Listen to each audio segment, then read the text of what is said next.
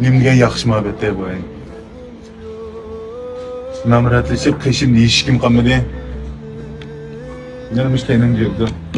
Sana satım yay. Yine. Masa mı yine? Yapma yemeğimi. Ne yapayım yemeğimi. Oy tatlıya oldu. Kaç isteysen buna çiçekine.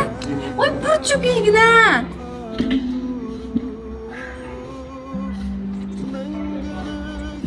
Ben Yozat. Sana ver verme.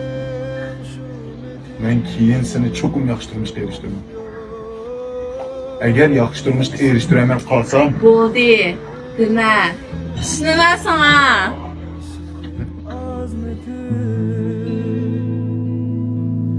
Seni esligenge qaytib kelem sen